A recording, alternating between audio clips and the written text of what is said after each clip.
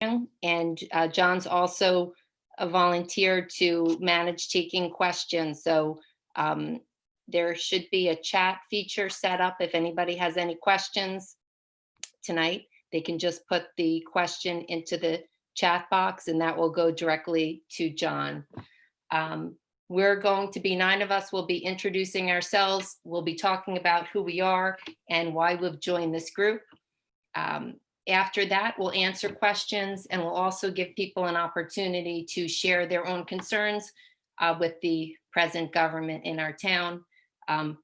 Presentation tonight is why we're here and how we can be part of returning transparency and community engagement to Garden City government. And I will turn it over to Don McLeod. Thank you. First thing I wanted to say is I had sent out some emails several weeks ago. People had volunteered to help us right away. If I hadn't got back to you, for a couple weeks, is because we were getting organized. I don't want anybody to think they were being ignored or that we don't need the help, because we certainly do. Little about myself. I was born in Garden City. Grew up with 3 brothers on Laurel Street, attended all the public schools, Hemlock, Stewart, junior high as it was called then, the high school. Like a lot of kids in Garden City, I kind of lived in my park, happened to be Hemlock. My parents weren't paying attention. We could bicycle all the way to the other side of town to the pool. Couldn't ask for anything better. After high school, I went off to Brown University, spent a couple of years working in New York, living at home. Then went down to Philadelphia for an MBA, and then back into New York, working a couple more years. Even during that period in Manhattan, I was out here most weekends. My parents were here, and I still had a lot of friends here. Eventually, I moved with Morgan Stanley for 15 years in Asia, Japan, Hong Kong, Vietnam.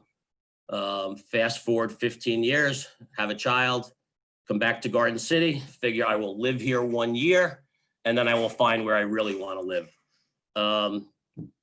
20 years later, I'm on this Zoom conference, still looking for that town that's better than Garden City. During those 20 years, I coached a lot of sports, my son's lacrosse, my daughter's lacrosse. I tried to get to the kids' parent-teachers nights to thank the parents for putting up with my children, the teachers that is. Was a member at the casino for a short period of time, and did kind of the normal things that a lot of people do. Never voted in a BOT election, never wrote a letter to the Garden City News. So a lot of this is very, very out of character for me. It was actually the casino that kind of started this whole FAB idea. I had several friends that were telling me year in, year out that it was going to end, that it was going to be sold to the Garden City Hotel. Inconceivable to me. My father was a member for 50 years. Even when he couldn't play, he would bicycle over there and chat with his friends as they watched the younger guys play tennis. To me, the casino was the ideal nonprofit organization. Didn't cost the town anything, was open to everyone, takes care of the property out of its own pocket, and is a good neighbor to the people on 6th Street, meaning by 7 o'clock it's closed down and there's no noise. And the other factor is that land is deeded for recreational use for the residents. So to this day, I still don't understand what the issues were or are. It was really Trustee Dorney's rant where he was calling it selective, which we know it's not, elitist, which we know it's not. He was saying it was making a ton of money catering, and I think everybody knows they haven't had a caterer in there in 10 years. And our deputy mayor kept on saying, well, I have pictures and it's in terrible shape. But I took a tour of it with a construction person and somebody from the town, and I didn't see any of this. So I guess I stand where I was before. I'd still like to see those pictures. And frankly, if the casino people haven't treated the property right, they should throw them out. But I don't think ignoring every request for information for 3 years is really appropriate. So I called my trustees, emailed them, really got a runaround from one. He did return my phone calls. The other one just couldn't be reached. Had a conversation with the mayor that did not go well. And I started asking questions about, what the hell's going on with the Board of Trustees. I learned about the Franklin Mews, where they bought and sold parkland. They sold it to private investors. They violated the open meeting laws, so we had to buy it back. There's some debate what it cost, but clearly we paid a lot more than we sold it a couple months before. I grew up with Jerry Kelly, so spending $100,000 fighting him for handicap parking is just doesn't register with me. And most galling of all personally was this effort to really, I'll use the word destroy the Garden City News. And it's not just to end them as the paper of record, but as Donnie said, and the trustees voted 8-0, they were going to stop sending them the sports scores, the sanitation schedules, the date of the turkey trot, when the Easter egg hunt was. So I wrote a letter or two. I got criticized pretty hard by people that went to the Board of Trustee meetings, and they had a constant theme. If you don't go to the meetings, you really shouldn't criticize. I don't agree with that, but I decided to endure a couple meetings.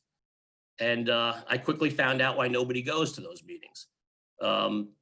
If your question's not answered after 2 hours, you're laughed at, ignored, or ridiculed. And that's kind of why I think nobody goes to those meetings.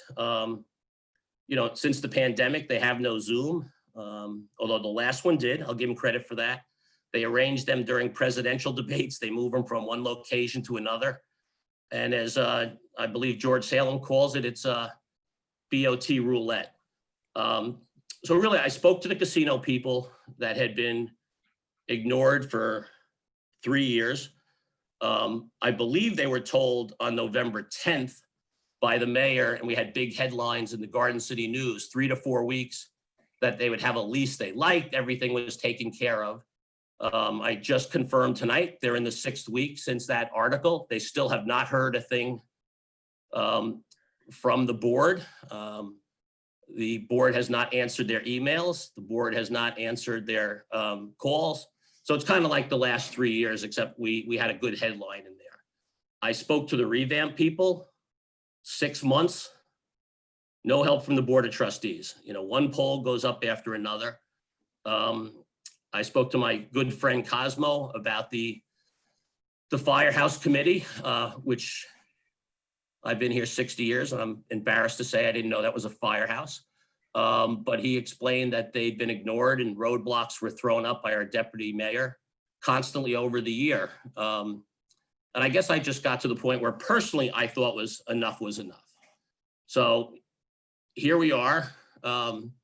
We have a platform. We're about to roll out 4 candidates for the Board of Trustees and Cosmo for mayor. We're all excited about it.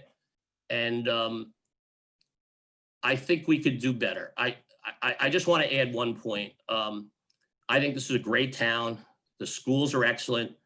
The majority of people are great neighbors. There's a sports culture that gets really excellence, that gets a lot of our kids into good schools. And I think it's also good for kids. If your kid wants to be in the band, there's a band. Your kid likes music, there's music, science. So the schools have it all. The town's well kept. Great beaches, north and south, a lot of hiking, reasonable commute to New York. But the one thing, in my opinion, we don't have is a Board of Trustees that listens to the residents, that gets the resident involved and reflects the quality that we demand of our teachers, our coaches, our neighbors, and hopefully our kids. We have a board that meets in secrecy. Nobody can deny that. Meg in the Garden City News has written about it. They push back on any resident attempt to participate, which the firehouse is a great example. And then they complain that nobody comes to the meetings. And then they put out a 6-page flyer. God knows what it costs, with BS about that. And on top of it, we then have the POAs complaining it's not their fault. We don't have any candidates. to run. So I'm not surprised. Here we are on a Wednesday. I guess we're going to have some snow, and we're just trying to see, for better or worse, if we can find a better way that a lot of us have been here 20, 30, 40 years, the way the BOT used to operate. So that's kind of how this whole thing started. There's better people that are going to talk about it than myself. I think starting with Charlie Kelly, if that's right, Mary. But that's kind of how this whole started, and that's a little bit about me. Yep, we're on to Charlie. Thanks, son. Thank you. Good evening. I'm Charles Kelly, a federal prosecutor and a resident of Garden City for over 60 years. I was raised here. My wife Marge and I raised our 3 children here while she worked at the Garden City Public Library, and our grandchildren now live here. I have managed Garden City Little League baseball teams, coached boys and girls Centennial soccer teams, and coached many St. Joseph's CYO basketball teams, boys and girls. I co-organized and ran a Christmas charity basketball tournament at St. Joseph's Gym for a decade, raising tens of thousands of dollars for charities. In the 90s, I unsuccessfully argued for St. Paul's to become a new state-of-the-art high school, with the middle school taking over the existing high school building. Although I was not successful, I believe I was allowed to present my position. Now, 30 years after we purchased it, St. Paul's is covered by a shroud, no plan exists, and I no longer feel heard. In contrast, FABGC trustees will promptly present 2 options for St. Paul's to the voters and allow for a public referendum as to the building's future under a 7-year plan. On another failure by the Board of Trustees, as a member of Revamp, I have written many letters and spoken at many Board of Trustees meetings, urging them to fight back against the MTA wrecking our Maryland Avenue neighborhood with monster poles and other destruction. Unfortunately, the board, after writing a strong letter through its committee, dithered while the MTA worked around the clock to build more poles and destroy the appearance and the safety of the neighborhood. The board would never respond to our request for an explanation of their failures, and we can only hope that their recent vote for a lawsuit is not too little, way too late. In contrast, FABGC would be open to issues and quick to explain why they are taking action. For example, why did the board sell village land to residents and then buy it back for more money? Who knows? No investigation and no explanation. Why is BOT allowing a gas line down Arthur Street? Have they explored doing it down the adjacent public parking lot? It's the same answer for everything.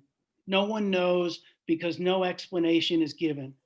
In sharp contrast, FABGC trustees will explain what they are doing and why. I think that will make a world of difference to helping the residents be informed and feel heard. That is why I support FABGC. And now I'd like to give you a brief overview of the platform of FABGC.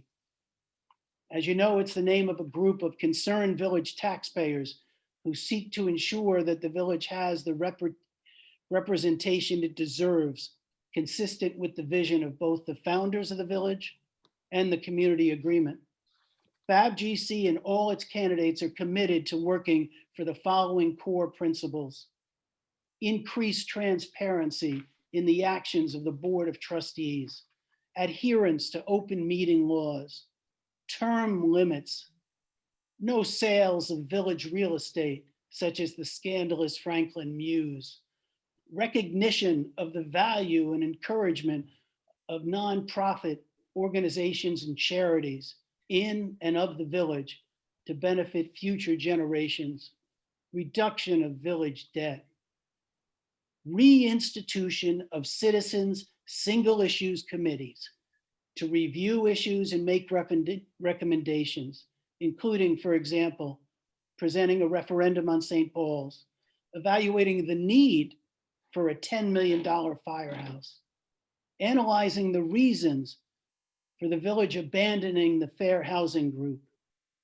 evaluating why over $110,000 was spent on legal fees fighting my little brother about a few handicap spaces on 7th Street, and studying why it's better for the village to spend millions on remediating wells instead of connecting to New York City's upstate water supply. No sole source contracts exception, except for emergencies. Otherwise, request for proposals seeking multiple bids.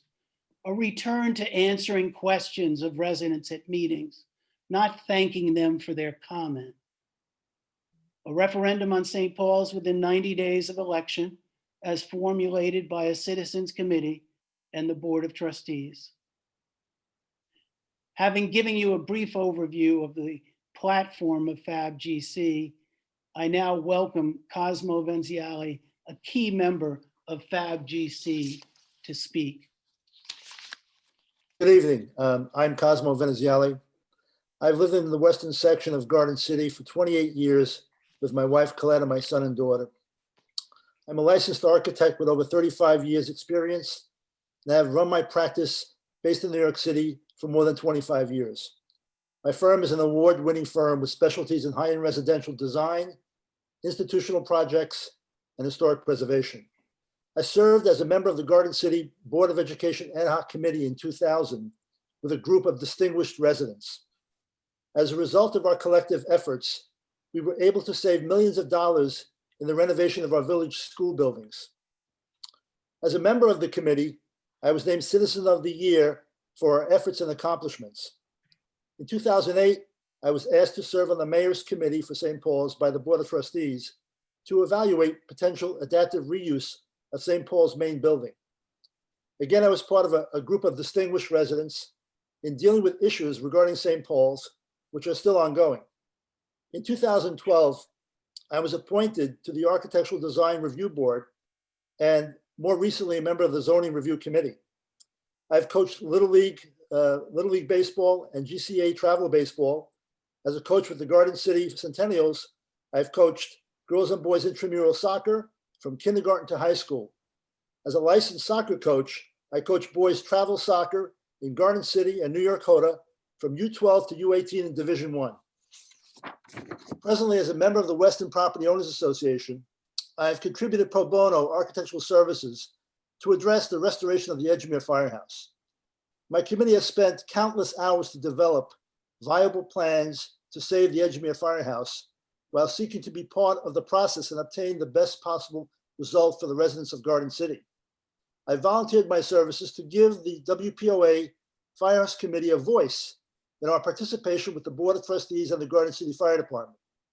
Our committee, since its formation in the fall of 2019, is still seeking meaningful discussion and participation as stakeholders in this project. I've become a member of FABGC to seek transparency in light of the actions the Board of Trustees have taken, especially in the last 5 years. Actions that do not benefit residents, such as the sale of village property, only to repurchase it for more money, to pursue litigation to fight handicap parking access, a federal law, the erection of monster electric service poles that have blighted a prime area of Garden City, and of course, the proposed demolition of the Edgemere Firehouse without a master plan or risk assessment as to why such an iconic structure should be destroyed. These are just a few issues that have galvanized myself and other members of the community, and we want to offer an alternative to the actions of the Board of Trustees in what seems to many as arrogance rather than civil participation. We can do much better. Thank you. Thank you, Cosmo. Effie, are you going to share now? Hello, everyone. I'm Effie Campbell. I've lived in Garden City for over 20 years. My husband, Nick, and I live in the estate section with our 2 children, a college junior and a Garden City High School senior. I have served in various volunteer positions in the last 15 years. They include Welcoming Club, PTA, SEPTA, and Garden City Centennials. I am currently the SEPTA director at Garden City High School. I also co-founded and am the administrator of the Garden City, New York Residents Group on Facebook, but don't hold that against me. Over the past year, I've seen the discussions in the group involving our village issues intensify. Before I moved to Garden City, I worked as a journalist producing television news. As a journalist, I'm trained to research and investigate topics and present the facts. I believe in transparency and good communication. Both are key to a successful community and government. I'd like to see our beautiful village move in this direction. I'm hoping you'll join us at FABGC and help things change. I'm happy to introduce George Salem, a longtime resident of Garden City, who many of you may know from his letters in the GC News. George? And here I am in the flesh. It is, and if you look. I've lived in Garden City for 36 years with my wife Janice, and we raised two beautiful daughters who attended Garden City schools. My educational history is at Stuyvesant High School in Manhattan, an undergraduate business degree, and an MBA from NYU. I spent 5 years as a branch manager of a major New York City commercial bank. This was followed by 30 years as an equity research analyst on Wall Street with specialty in bank stocks such as Citicorp, JP Morgan, and Bank America. My activities in Garden City have been heavily focused on letters to the Garden City News and speaking out at Board of Trustees meetings. My motto is to keep the board honest. I probably hold the record for being told to stop speaking mid-sentence and sit down. The board does not welcome tough questioning. Since 2008, I've been co-president of the Garden City Retired Men's Club. I was a leading force in the 12-year fight for New Garden City Senior Center. And we finally got it done in 2016 with no help, by the way, from the then mayor, Nick Episcopia. I served as CPOA treasurer for 3 years. I've also been a disc jockey in recent years, leading a series of sing-alongs for seniors of oldies music. They love it. I believe in music as medicine for older people. Why did I join FAB? It was a perfect marriage of my financial background with the many strong talents of its founding members. I have been inspired by the dynamic, inspirational leadership of Don McLeod and his platform, which Charlie presented to us. I have been repulsed by our unresponsive, pompous, and secretive Board of Trustees. Sadly, Garden City government is not a democracy. My focus has been on the unsatisfactory management of village fiscal affairs. Bonded debt has been growing too fast and much faster than the revenues needed to repay the debt. Importantly, the board wants to spend on unnecessary, unaffordable, and unwanted projects, especially for St. Paul's and a new firehouse. This is leading to our real estate and water taxes escalating and a decline in the financial profile of our village. Thank you. Thank you, George. Bruce, you're up. Is Yes, Bruce I'm next? Good evening. My name is Bruce Chester. I've been a resident of Garden City for 22 years. My wife Patty and I raised 4 kids here. We came to this village not just for the school district, as many people do, because it's an excellent one, and the activities, which we got involved with. I coached Centennial Soccer for 3 years, but the beauty of the town. Growing up, my grandparents and my parents were members of the Garden City Country Club, and we used to drive through Garden City, and I always said, boy, this would be a great town to live in at some point in my life. Well, we got to do that. But unfortunately, the beauty of the town has been severely damaged by the third track construction.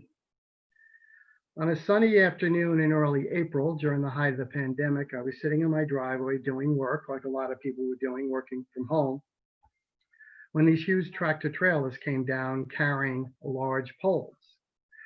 Well, those poles turned out to be 93 feet high. And this was after my next door neighbor and Paul Rothenbiller, who worked for the railroad for 35 years, had met with 3TC, who's in charge of the third track construction. They had told us we would have landscaping by spring of 2020. Obviously, that hasn't happened. No mention at all of any poles. The two trustees on our board that were on the third track committee, trustees Dorney and Macrinos, had sent a letter to the LIR MTA in April, a few weeks later, saying these poles were put up in violation of their agreement. After this letter, these trustees, as well as the entire board, did nothing. I used to take my youngest daughter over to Strawberry Field to play soccer. I recently took my granddaughter a few weeks ago to the same field. And after looking up at those monster poles and all the wires hanging off them, I was wondering how safe it was to have a 3-year-old there. So we left. It's an outrage that our board, even though now they're pursuing some litigation, but it was only the mayor and trustees Heyer and Menudo that did anything. And then eventually the fourth trustee came on, did nothing about it. And what's so outlandish is the trustees that represent the estate section, our beautiful estate section, have done nothing at all.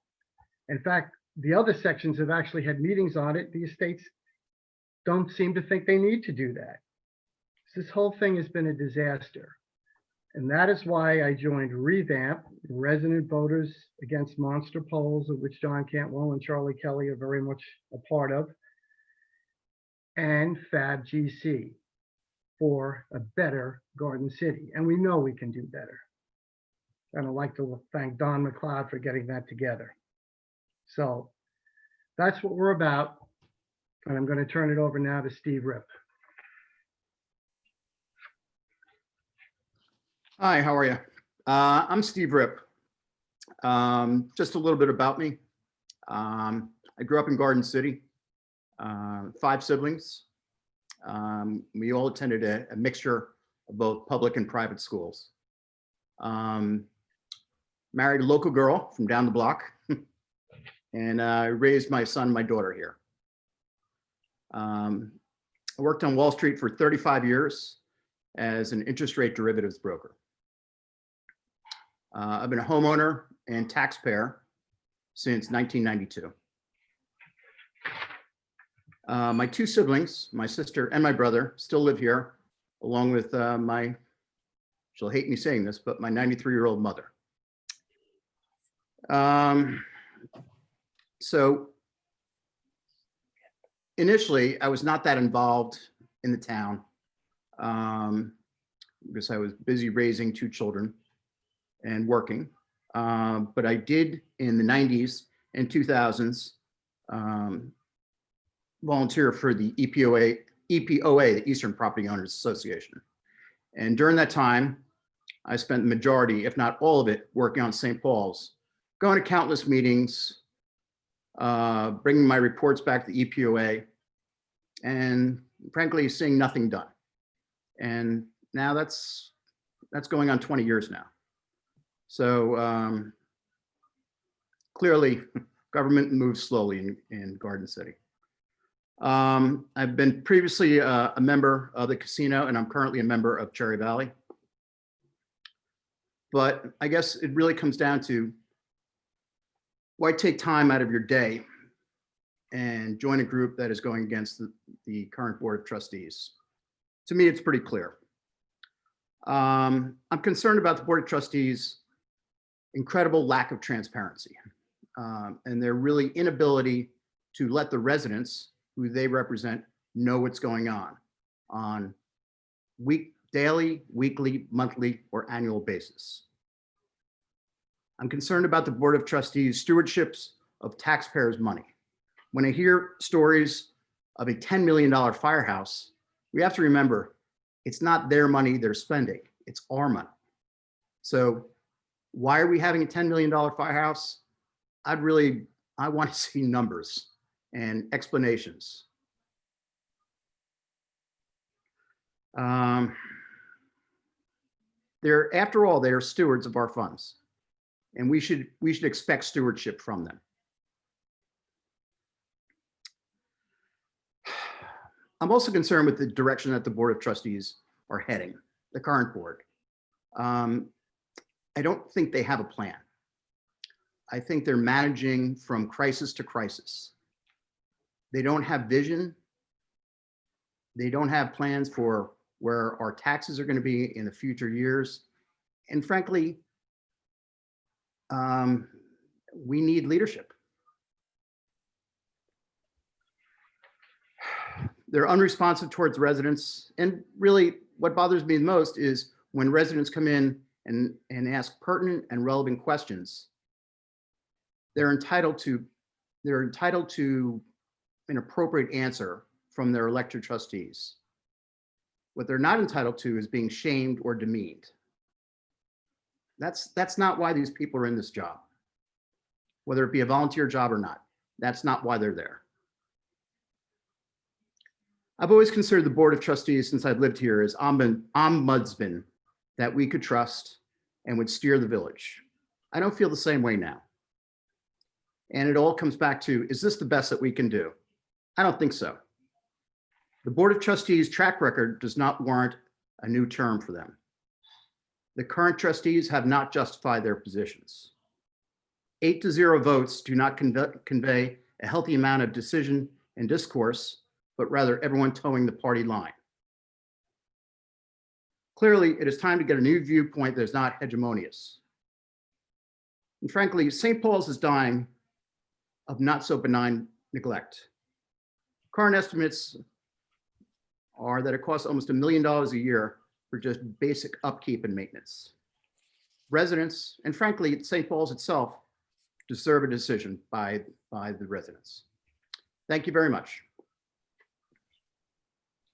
On to Mickey. Okay, hi. For those of you who don't know me, I'm Mickey Paxton. I grew up in Garden City, as did my wife, Mary Ann. We both attended the Garden City school system. We spent a few years in Boston, and then I was hired by James Patterson at J. Walter Thompson, New York, where I've had a long career in advertising. We moved to GC, and we've owned a home for over 30 years. We have 3 adult children who also attended the GC school system. So I've lived here for almost 50 years of my life. I coach travel, basketball, member of the TMA. I run the high school alumni basketball game. I founded the Charles Marangelo Art Scholarship. I run the Tullamore GC Parks Reunion. It's a charity event attended by over 200 people every few years. The reason I'm saying this is because our town has always been about people who donate their time and efforts to help the community grow, to help the children prosper. It's never been the sole responsibility of the trustees to care about the village. It's everybody. It's always been everybody.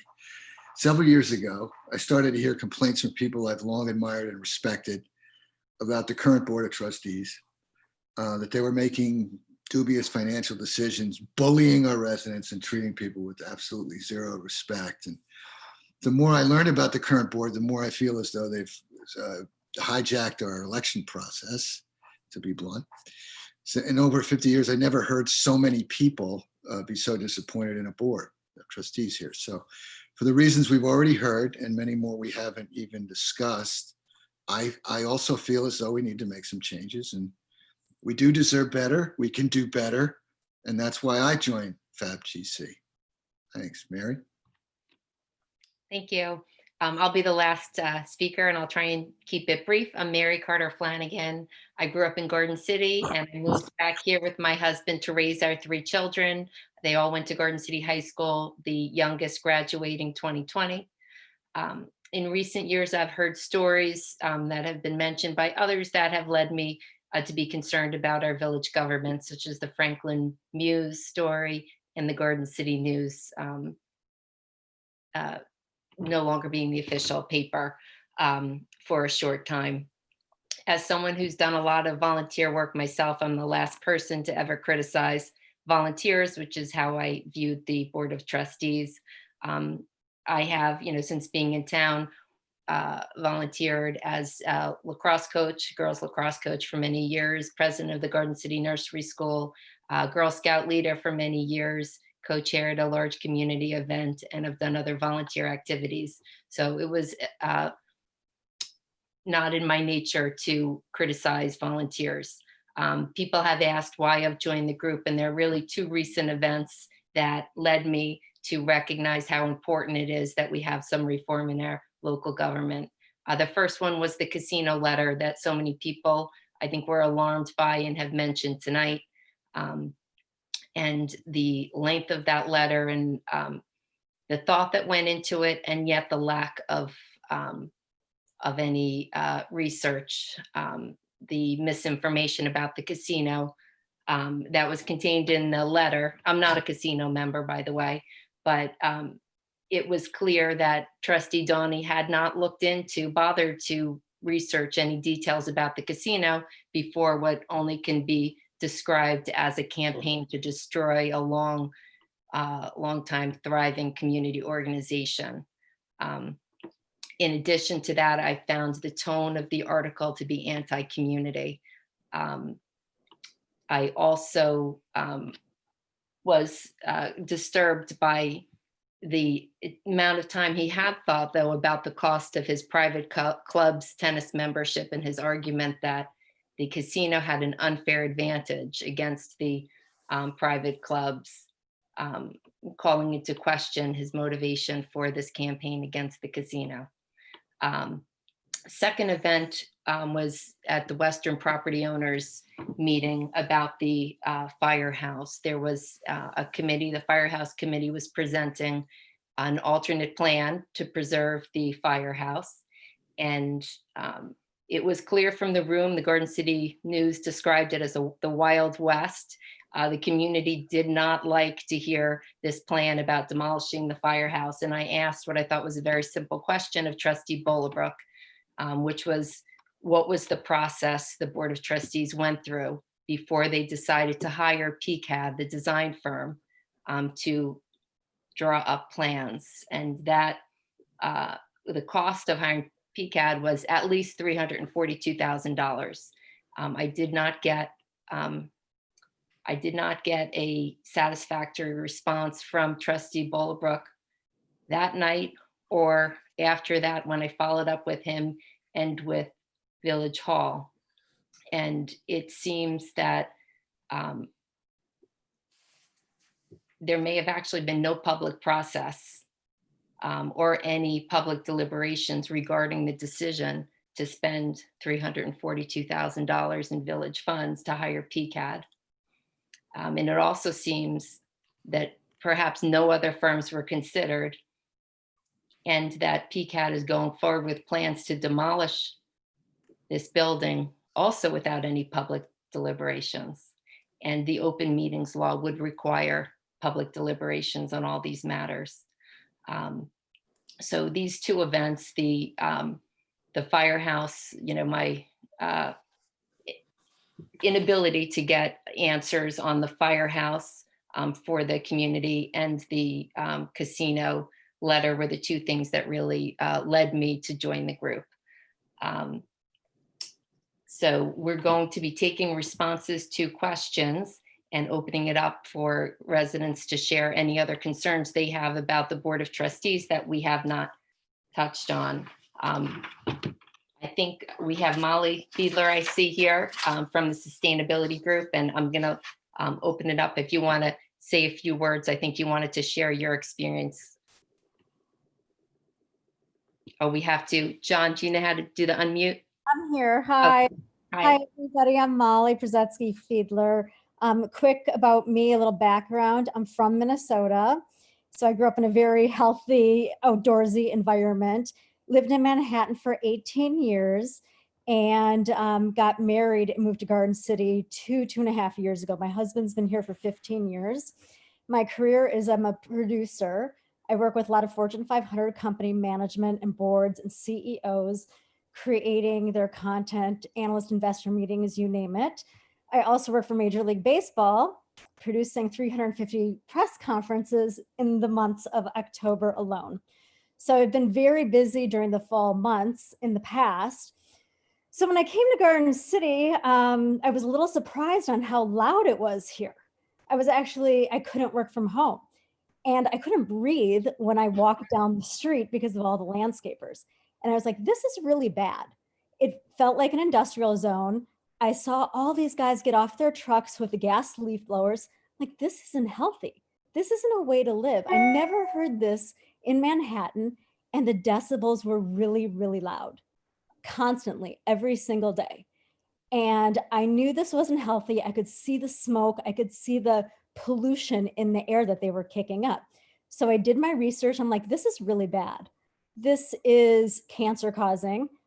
Nobody's paying attention to this. So I went to the board meetings. I did a lot of research. I've talked to doctors. You can go online and research this. And it's gotten worse in the last couple of years. So I started going to board meetings thinking I'm helping out. Well, I didn't know that I was being really naive. At my first board meeting, I was embarrassed because I don't get involved. I've never been involved with politics. I didn't care. Here I am. I moved here. My husband bought the house here 15 years ago. He's the last remaining Jets player to even probably live in Garden City. So we just stayed. I didn't know any different, but I knew it was loud and I knew that something was wrong. I knew that something was wrong with the water. And I was, and then I learned out that there actually is a problem with the water here. So I'm concerned about the environment, the air pollution, the water. So I went to my first Garden City meeting naively, and I was called the squeaky wheel. Okay, I didn't know that this was a topic in the past. I was embarrassed, I have to say. I'm like, okay, fine, I'm the squeaky wheel. I went to another Garden City board meeting and was kind of dismissed again. So a couple months later, the dioxin 1 and 4 comes out, the information comes out that we have a big problem with all of our wells. And we live in an ecosystem. So whatever affects the water and the pollution and the fertilizer actually affects our water too. So that was one thing. And at the encouragement of a couple people in town, I started Garden City Sustainability. Within 1 week, I had 140 people sign up. I had no idea that other people actually cared. So that said, and then the pandemic hit. So I started writing letters to the Board of Trustees in December and felt ignored. I actually have all the dates that I wrote to the Board of Trustees, December 6th of 2019, December 27th, with video, sending them clips of what was happening in our neighborhood. 6 guys linking arms to blow a couple leaves. The decibels were out of control. And it was across the street, it was next door, and it was every single day, including Sundays. So I was told that they were going to stop doing it on Sundays. They were going to implement some laws. I found out over the weekend that, and I could be wrong, but that wasn't the case. So for 2 years, I've been told we're going to make these landscapers get permits, be registered in Garden City. So that hasn't happened either. So we have rogue landscapers using whatever kind of polluting equipment that is so loud that it's actually louder than New York State decibel laws. But Garden City, I learned from one of the Board of Trustees, and I have it in an email written December 17th, is we don't follow we don't follow New York State decibel laws. Why not? Why has it taken 2 years to get permits for these landscapers? So December, I wrote letters and email, and especially when the pandemic started, I was very concerned because towns were dropping gas leaf blowers like flies. I mean, Westchester, North Hempstead, Larchmont, Port Washington, Sleepy Hollow, Mamaroneck, Southampton, and Croton-on-the-Hudson. As soon as the pandemic hit, they literally nixed all the gas leaf blowers because people were working from home, kids were working from home, and I was concerned. And there was actually an oncologist that took to social media, and she's like, what is up with this? Because nobody's been home. And she's like, I can't hear my patients. I can't read my scans to my patients. They can't hear me. And my heart broke because there were so many people working from home complaining. So then I continued to write to the board, March 6th, March 16th, March 24th, April 18th, not a response. Then I took to Garden City News and it was published on May 13th. Still, I never got any feedback, any response. I don't know whatever happened. And I kind of let it go because I kind of gave up, and all I started doing was posting to Garden City Sustainability of all the hazards, thinking that it would be better to get a grassroots movement in Garden City because I wasn't getting anywhere with the board. So that's why I became a part of this, because I'm seriously concerned about the air pollution and the quality of life here. And the fact that when I would come home from the city, working from the city, I was bombarded with like gas and like fumes coming home. I'm like, this isn't healthy. So Okay. that's a little bit about me. I apologize, I went over, but I want to thank you all for being here, and I appreciate this, and I'm looking forward to being a part of this group. Thank you, Molly. So John, do we have some questions? Yeah, so a couple came in through chat. If anybody else would like to send the host a chat, you're welcome to. You're also able to, if you click the participants button at the bottom, raise your hand, and then I can unmute you if you'd like to speak rather than send your question through me. But I got this one a couple of different ways, actually. if the problem is with the Board of Trustees, why didn't FABGC run candidates through the POAs? I guess, John? Can yeah, I've I've gotten to answer that several times in social media. I guess there's two arguments. The first one is I think it's incredibly hard to. I personally think what we don't necessarily need is somebody that's only had the POA of experience. I think we have to give them credit for the volunteerism, but what I think we really need are people that have broader experiences, whether it's in town, business, coaching, sports, than just the POA activities. I guess the second one, and in some ways it's a little more important. I just personally have an issue, and look, Cosmo was asked by the Western Property Association president to run for mayor through them. Certainly several others here were asked when they saw what we were doing. And I agree with what Cosmo said, that the thought of being nominated by 9 unelected nominating committee members that nobody knows, and then we serve up one candidate, as we have done for the last 20 years, to then be anointed by a vote of 22,000 people where 200 actually vote, is just not a way to run a town, besides being, anti-democratic. So I have an issue with the whole process of the POAs. I actually separate all the volunteerism and good work, I really do believe the POAs do, with this one piece of the way they nominate people. They're uncontested. None of this is mentioned in the community agreement. It's just something that's developed here. I think for a period of time, it might have worked.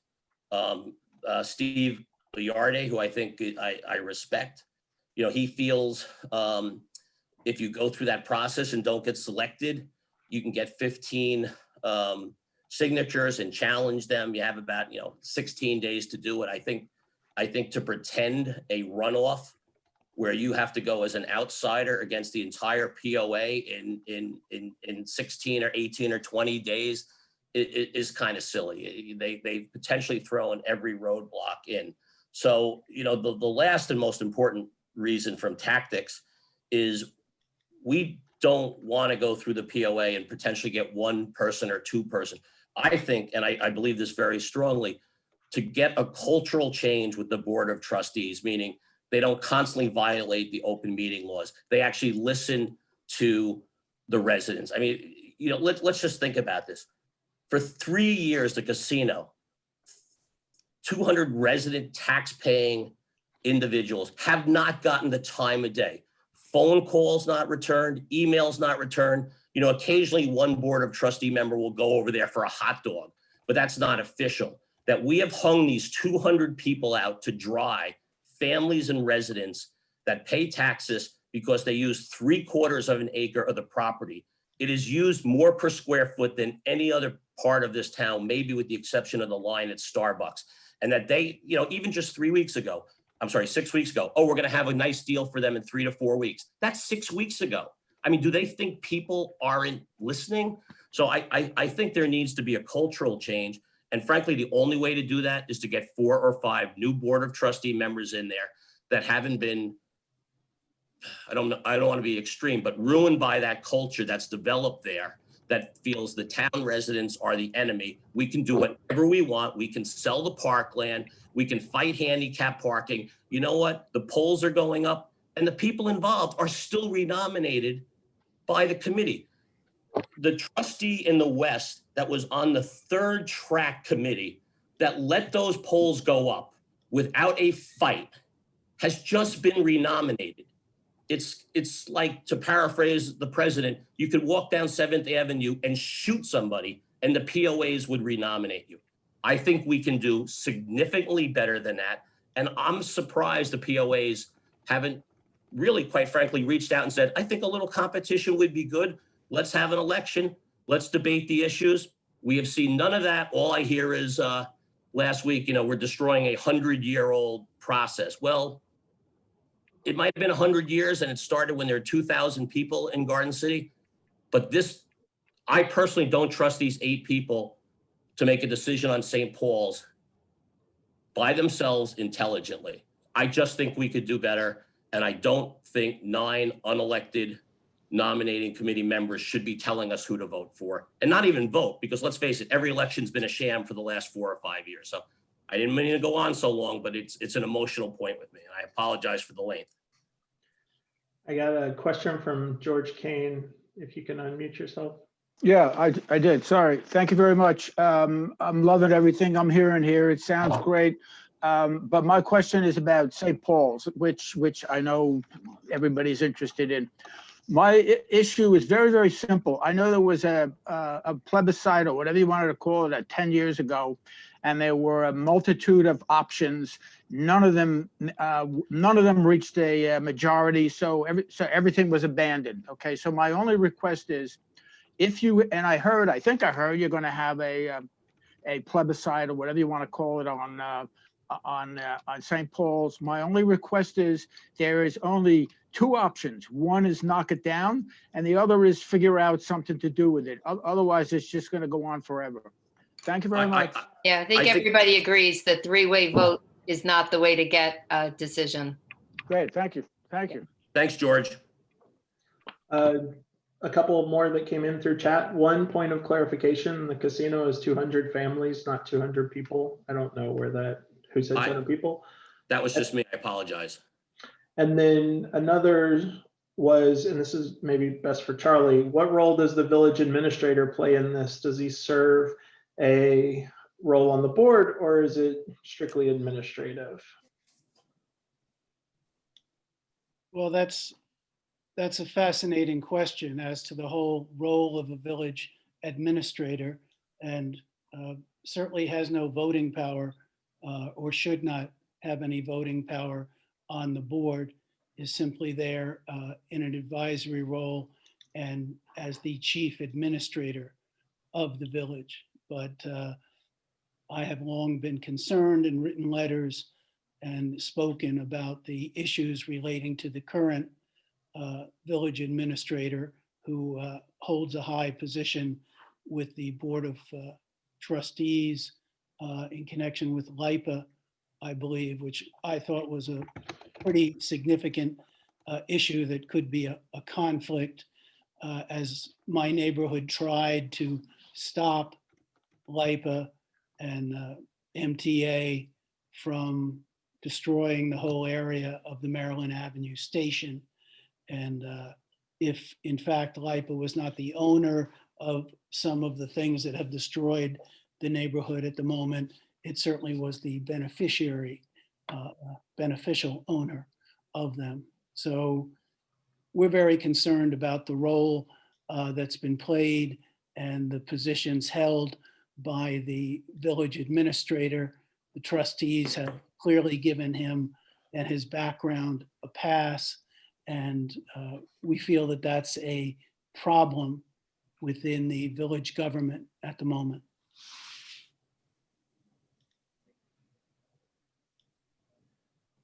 Okay. Sorry, another text question here.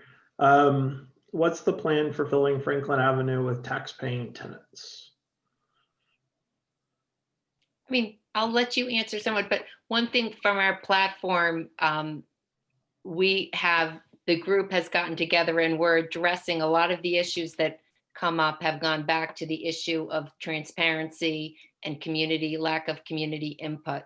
But it's not on the FABGC. We're not going through issues such as St. Paul's or other issues and taking particular positions on them. But Don, do you want to add to that? I'd like to add one point, and I guess it has to do with transparency. It has to do with the way this Board of Trustee operates. When I grew up here, my father was on one of the committees that had to do with field usage, and there was probably 10 coaches on it, and they met every month. Actually, they met probably every 2 weeks, every 2 or 3 months. They did a presentation. They got buy-in.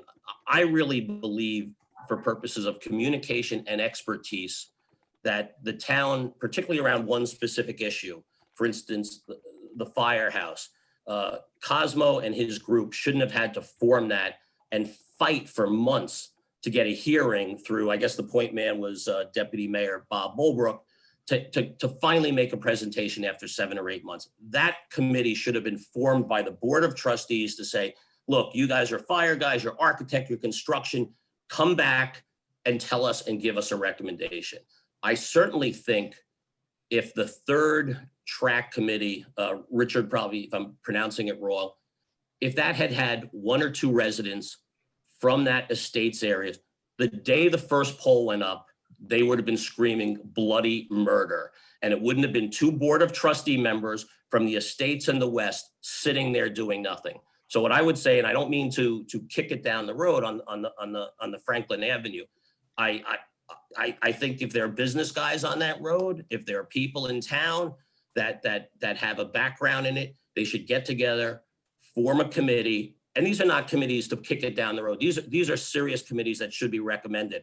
I can't think of a committee that focused on one issue that wouldn't do better than 8 Board of Trustee members that are doing this part-time and trying to deal everything by themselves in a locked room. There is the lack of management skills that exhibited by the board is what is getting us in a lot of problems. The example I use, the Franklin Muse Parkland, if they were sitting around in Leo's discussing selling the parkland to private investors, people would have walked up to them before they even started and said, are you guys crazy? Does this mean you're going to sell Osborne Triangle? Does this mean you're going to sell Hemlock Park? It is this groupthink in a room with the door shut, no feedback, that has led to one disaster after another. So I do think the use of committees will solve a lot of problems, and like revamp, and like the firehouse, and like that buy and sell of the same piece of land costing $100 grand. I think we can keep ourselves from getting into a lot of problems. And frankly, it helps the communication. I have no idea what they're thinking about St. Paul's.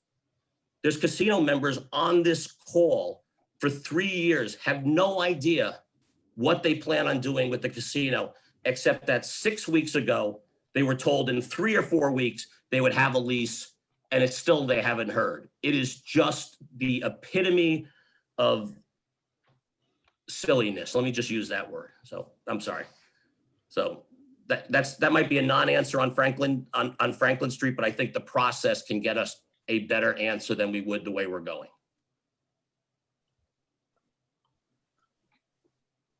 And Don, just to pick up on a point there. I'm sorry. Yeah, no, with regard, my name is Rich Correo. I'm also a member of Revamp. And, you know, to pick up on a point about the community involvement and sort of the way this board is operated, and with particularly trustees Donnie and Macrinos on the third track committee, this is a major issue. I mean, this is a neighborhood altering, village altering event that has occurred this year with the monster polls. And when we go back and we look at the record, for instance, the April 8th letter from the third track committee to the MTA, it was in that letter that trustee Donnie, for instance, admitted that at some point in September of 2019, the third track committee had authorized the movement of certain poles from the north side to the south, you know, and certain other elements of the project were greenlit by the third track committee without, to my knowledge, any community involvement or any prior knowledge given to the community. And to me, that's a major issue. It's a major issue that, you know, had there been some level of community involvement, not just say the 2 trustees, you know, on a self-appointed committee, which Mayor Episcopia warned about years ago, perhaps some of this could have been avoided or dealt with in a different manner. So I think it's a really strong and important point to make, that at least, you know, with regard to Revamp and the monster polls, had there been some level of community involvement from the start, you wonder if we would be where we are right now, which is behind the 8 ball, frankly. Absolutely. Sorry, I didn't mention you, Rich. Sorry, I know we're over a little bit. Another text question, when will we hear FABGC St. Paul's plan and slate of candidates? The plan, I believe, is the referendum, which we've talked about, but we would hope to have, I believe the Board of Trustees will be announcing in the next 2 or 3 weeks when they finalize if there's not any runoff. So we would expect to announce that by that time. In my enthusiasm, I guess I announced our mayoral candidate, but we'll have a full slate probably in the next 2 weeks, hopefully. But as to St. Paul's, I mean, the plan is that there'll be a committee, they'll make a report within 90 days suggesting the two options, the wording of the two options that'll go on the referendum. We hope with estimated cost. So when the people are voting on the option they choose, they'll understand what tax impact they're voting on, not just what will be happening with the building going forward. And that's what the St. Paul's Committee will set up. They'll essentially establish the questions and the date and timing of the referendum within 90 days, and then that'll be presented for a public vote, which will help to guide the Board of Trustees in the decision to try to meet a 7-year plan to have something happen so that come 2028, there is something real there and not just a fence and a shroud. John? John, Yep. I go on? The key to a referendum on St. Paul's has to involve a realistic cost estimate, not some minimal cost estimate, which is in the, say, the 20, 30, 40, 50 million range. We're talking about 80, 90, 100, 150 million.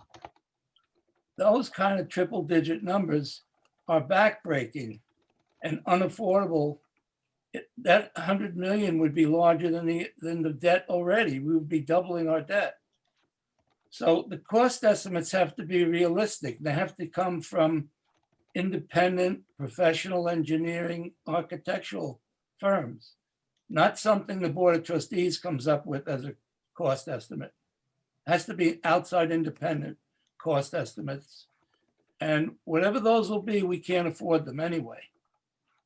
My key point is nothing's affordable with St. Paul's.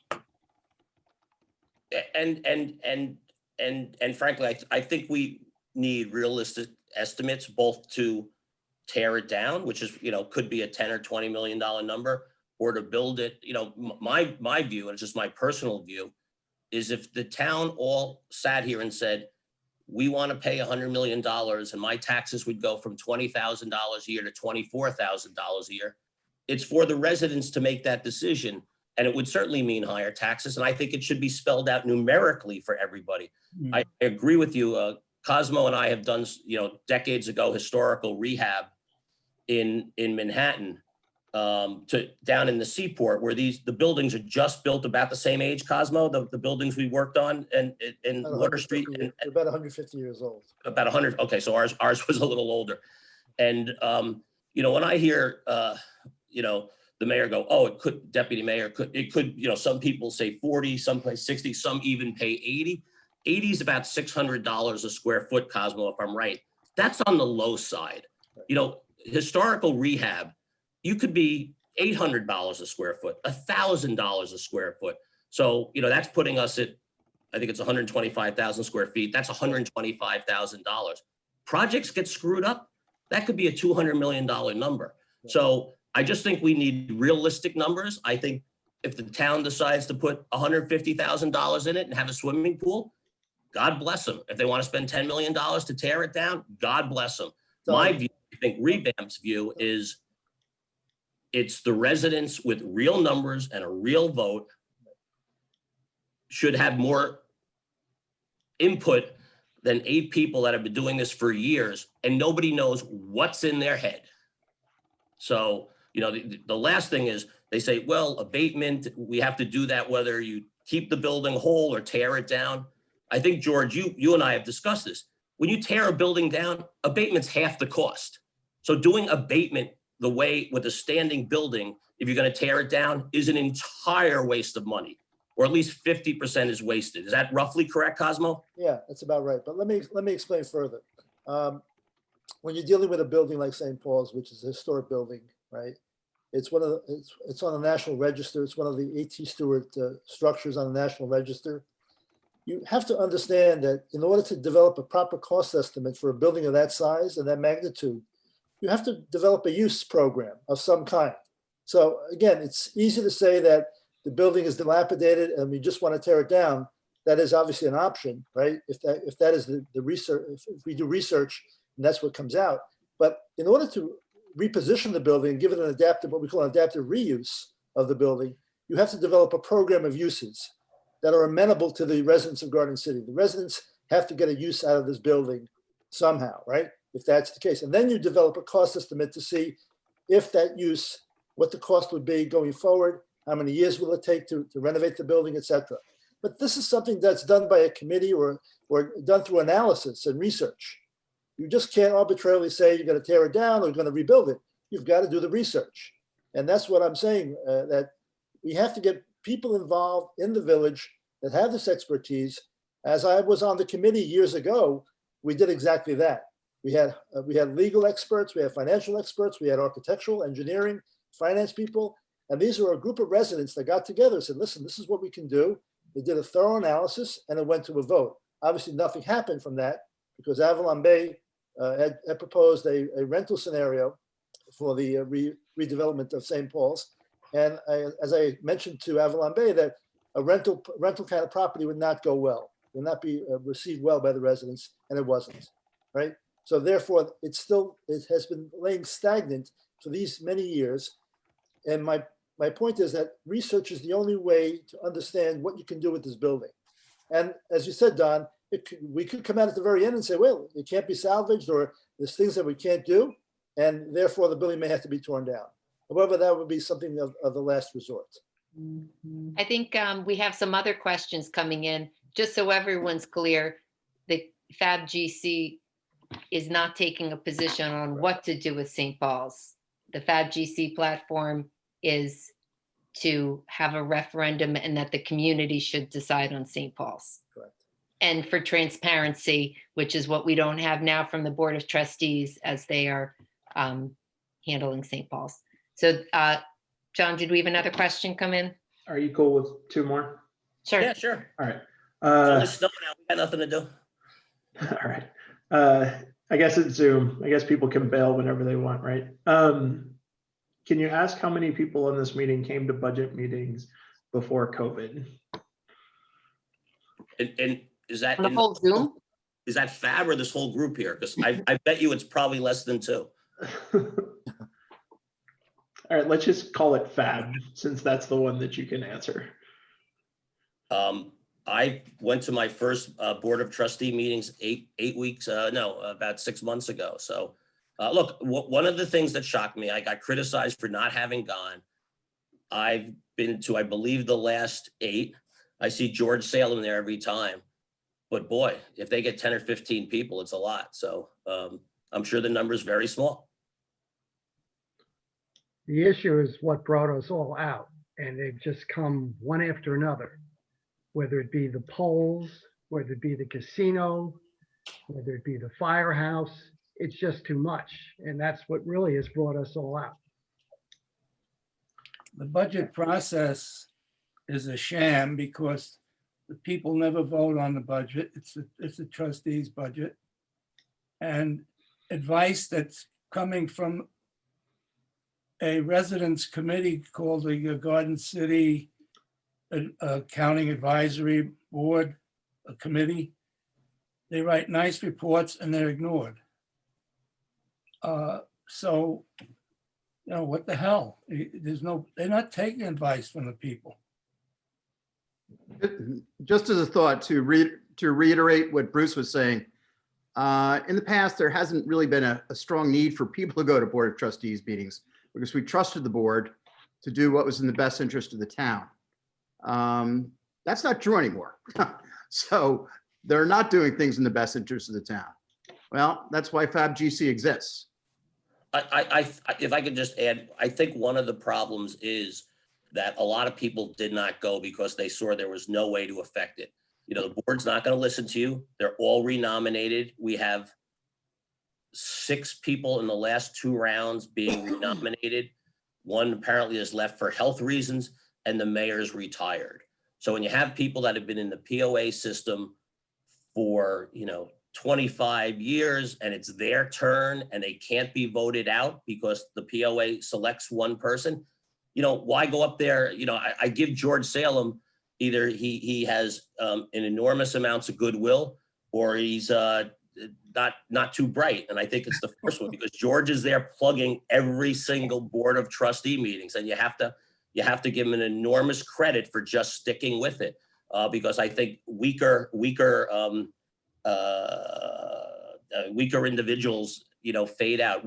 I have gotten such enormous amounts of emails similar to what Mr. Rip says. They tried to get involved, they're ignored. And at some point in time, I'm tired of hearing the board of trustees says, oh, nobody comes to the meeting. Nobody comes to the meetings because you ignore them, yell at. You have not one citizen committee probably in the last 10 years.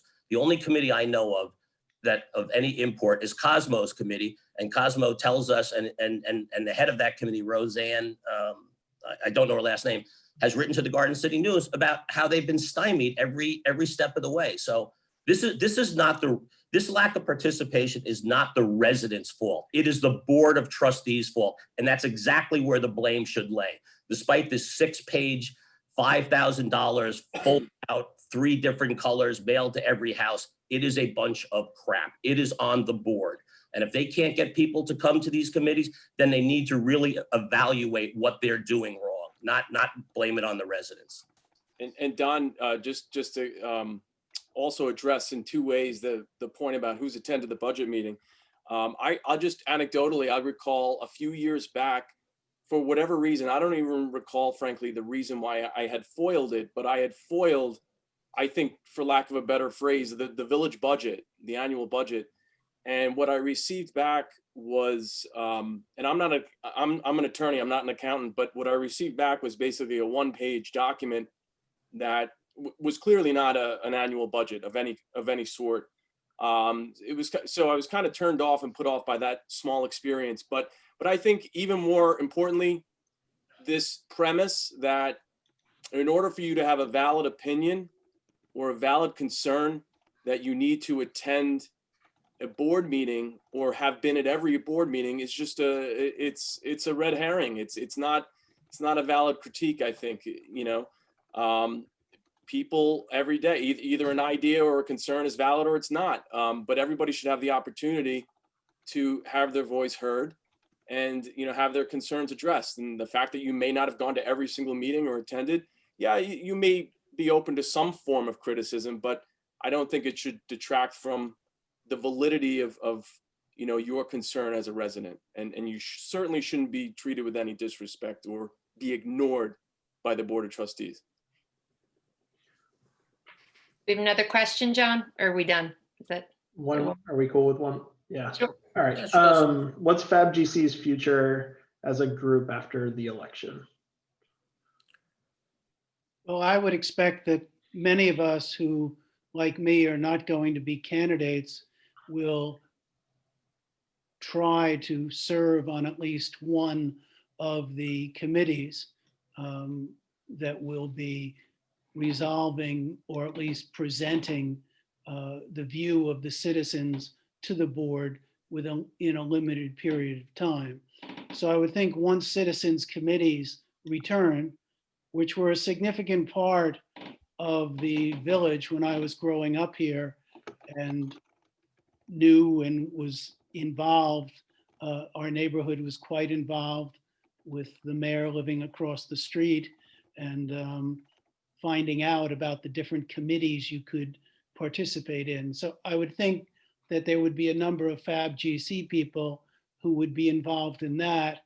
And I would think that we would hold on to the organization to keep our trustees' feet to the fire. Charlie, I agree with you, Charlie. we're about being inclusive, not exclusive. We want people to volunteer. We want people to be involved. That's the best thing that can happen in our community. And on all the committees I've served over the years, I've met the best people in Garden City.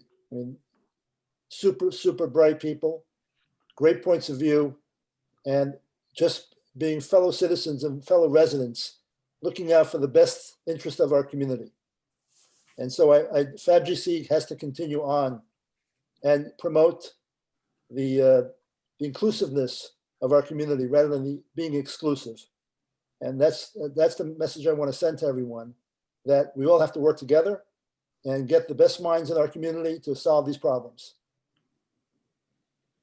I think to that too, because I don't know if part of the question was getting at whether we're like looking to replace the POAs or anything like that. I think all the issues that have come up, I think there should be, a hard look at some point at the nominating process and what got to where we are right now, that we had to form FABGC. So it's not that FABGC is looking to take over. I think that the FABGC would be involved in, kind of doing a look back and seeing how it is that the nominating process hasn't been working in recent years and how to fix that. Yeah, I mean, the POAs do a lot of volunteerism with a lot of people, and you have to give them credit and appreciate what they do, because a lot of that's below the radar, but it's kind of what makes the wheels turn in Garden City. I guess if I could, I think we're done unless there's another question, but as people think this through at the info.fabgc at gmail.com, I think everybody here has it. If you have any thoughts or concerns, or if you wake up tomorrow and say, I wish I asked that question, forward it to us. The whole group reads this email. They're all forwarded. And that's a way to communicate with us should somebody not have made this call or thinks of something after they have their coffee tomorrow morning. All right, I think we're open. I think we fielded the questions. No one raised a hand, right, John? I mean, that was the other thing. If someone wanted to share any concerns they had that we hadn't hit upon. Nope, I think we're all clear.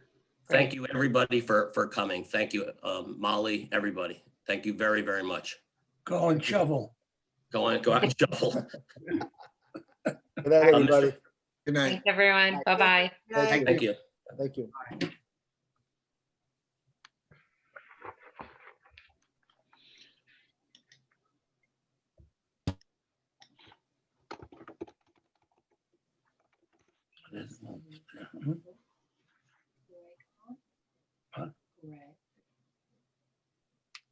Right. Yeah, he was, I don't know.